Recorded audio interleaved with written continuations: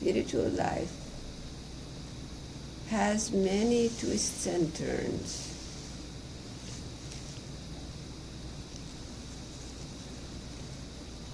One may go along doing sadhana for many years, thinking one knows what is to be, what is to not be. But then something happens and it changes.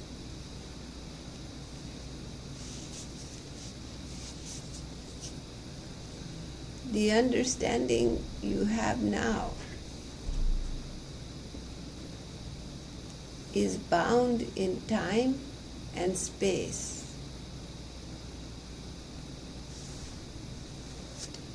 It is bound by the beliefs that you have regarding the nature of your own existence, the beliefs that you have about who you are and what is the world around you.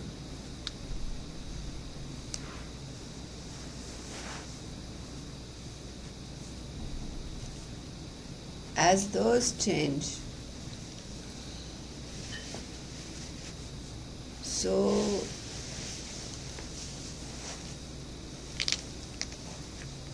your meditation changes.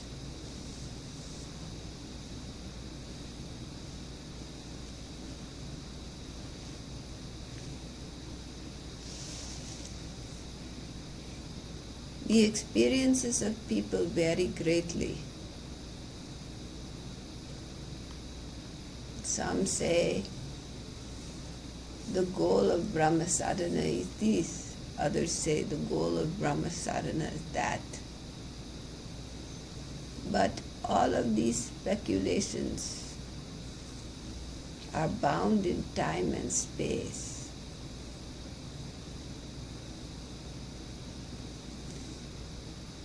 Sadhana is a continual discovery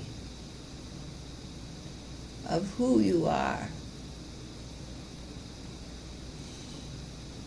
and what the world is around you. It is a dynamic process.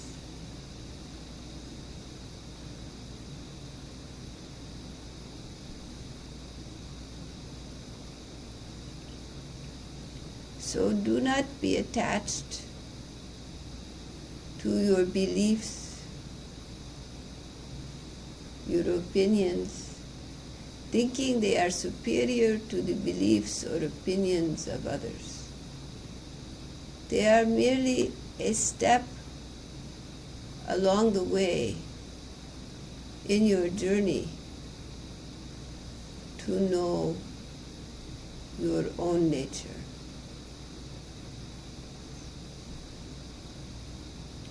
Today you hear certain words, and as they strike your chitta, your mind,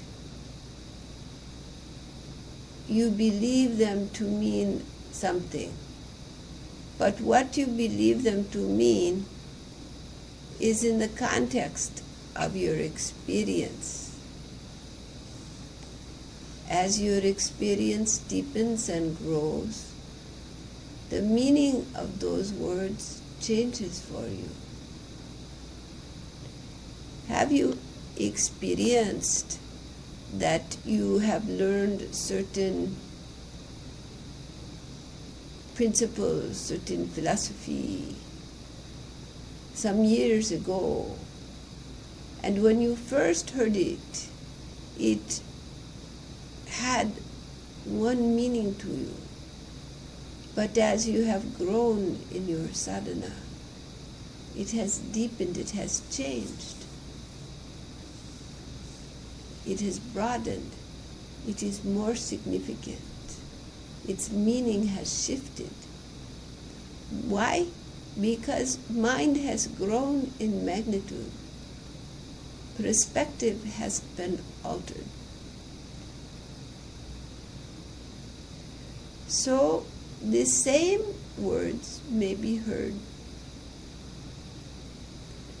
at different stages of your own development and take on very different meanings.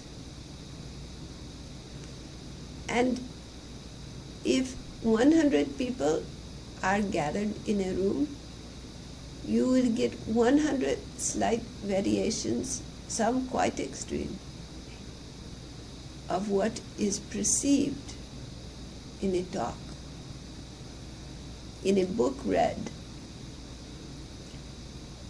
Because information does not come into a blank slate, the sanskaras in the mind form your opinions regarding yourself, others, and the nature of your existence. And when you hear new information, you attempt to put that information within the context of what you know. This is the nature of mind. Attempt to sort, organize, and comprehend in its own way whatever it comes across.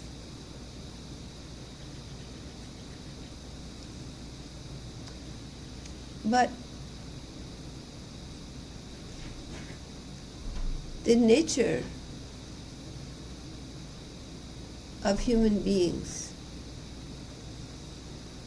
is more than the mind can comprehend. The mind, in its intellectual function, is limited, bound in sanskara. The nature of self is unlimited, unbound, undefined. So as information comes, the mind keeps trying to categorize, to define, so that the ego stays apart, saying, this information is owned by me. I understand it. I am the owner of this information. I have wrapped my mind around it. But the problem is one cannot wrap one's mind around the nature of self, because the nature of self is more vast than the mind itself. So mind, in the process of Brahma sadhana, is always trying to wrap itself around the experience, to define it, to contextualize it, to put it into words and linear thought. But the yearning in the heart, the drive of spirit, is always to step one step more, one step further, to go beyond where you have gone before, to explore new dimensions of being.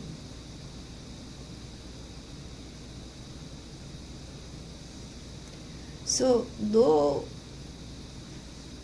it is the nature of the ego and the mind to want to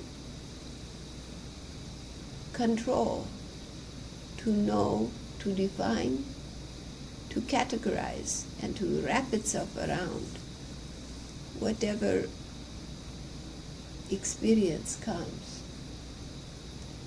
It is the nature, the restless nature of the human heart to want to find more, to want to step into that which cannot be defined, to have the experience of mysticism.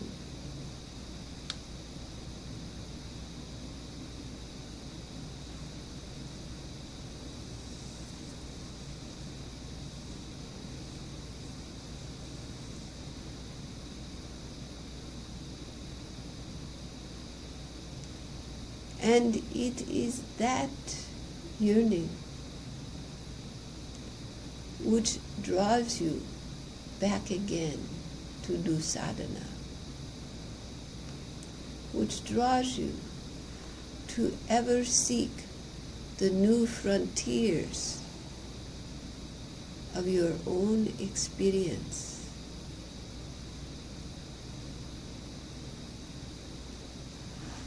To push the boundaries of the known,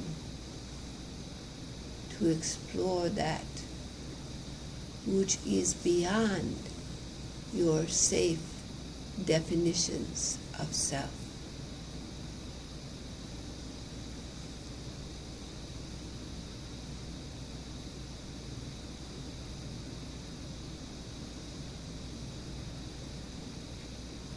This experience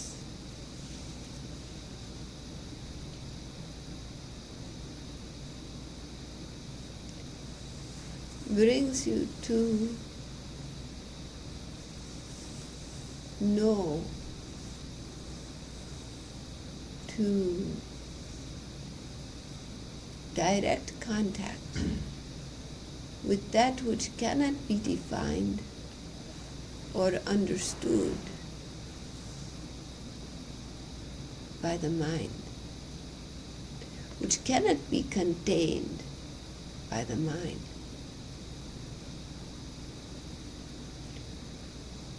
When the experience subsides, the intellect immediately wants to take over, to define it, to describe it, to put it in a little box and store it away as one of your interesting experiences of life. But when deep in your meditation you allow the unknown, the undefined,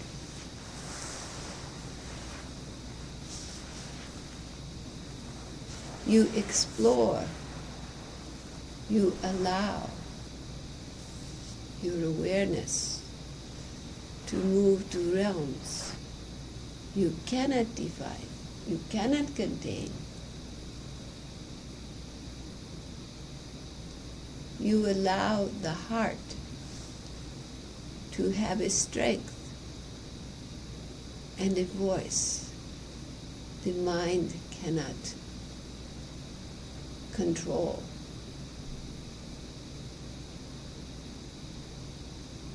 Then what happens? The nature of love becomes visible. The nature of self dawns in awareness.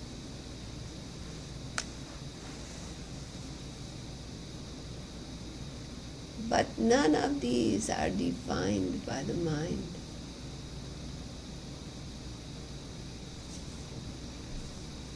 The direct experience is simply known.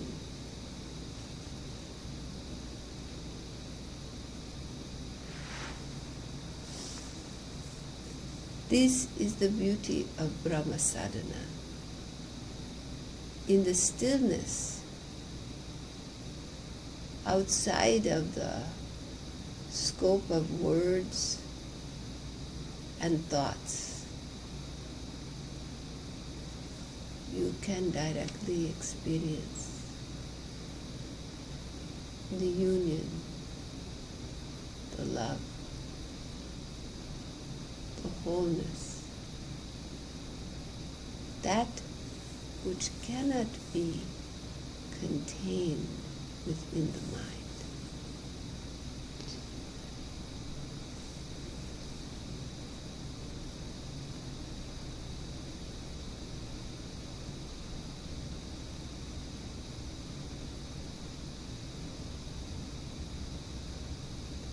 Parama Purusha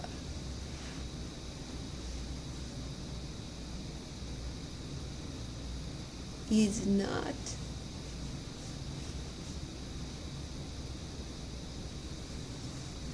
defined by the mind. Mind cannot define the Supreme. The infinite is by nature infinite.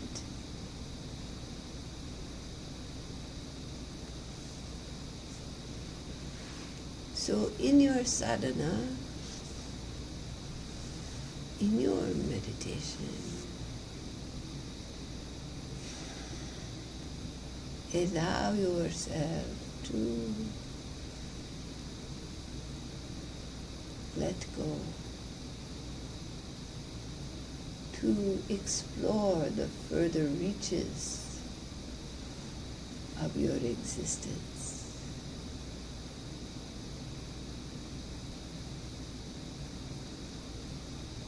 To let go of trying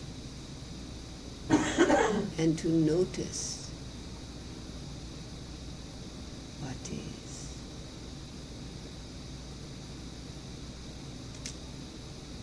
In this way, that which is called divine can dawn in the mind.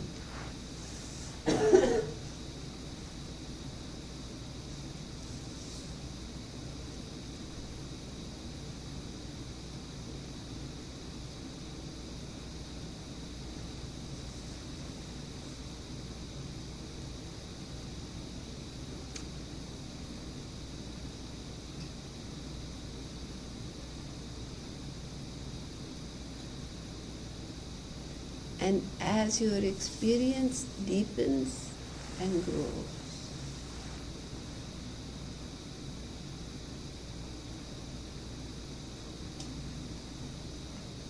the love which is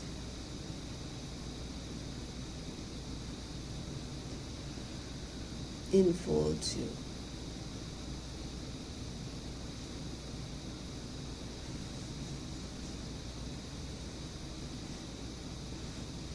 And the mind ceases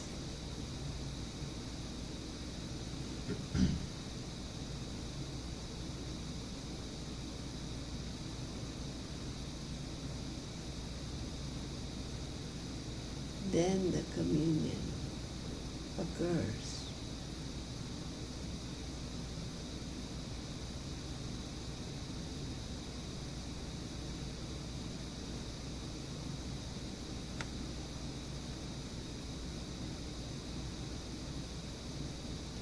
Then the separateness of I and thou gives way to the wholeness.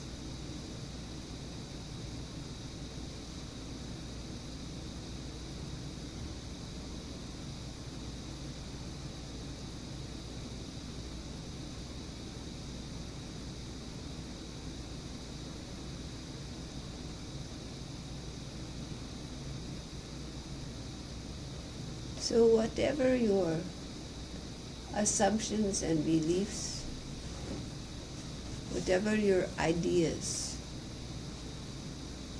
I suggest to you, be a little flexible. Because sometime later, you may find those very beliefs which you have so defended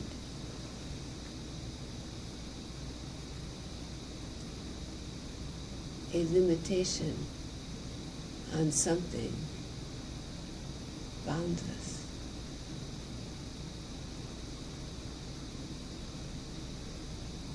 On an awakening that cannot be defined. All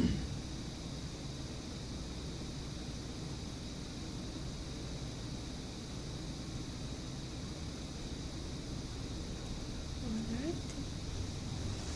So now I'm very happy all of you have made this effort to come, to be in Sangha. Sangha is very important in one's spiritual life, very significant. In the Sangha Chadvam, in the Sangha, the unity of mind, all peoples moving in the same intention,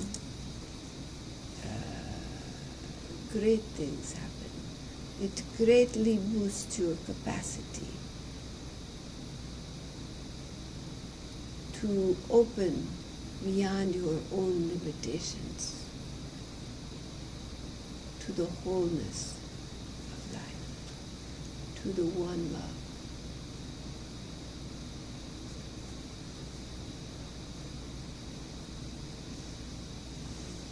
And some people have come from very far, and I'm very happy to see you again.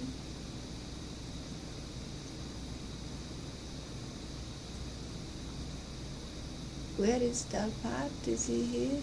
Dalpat? And we went to get him, but I want this corrected, all right? Dalpat should be here.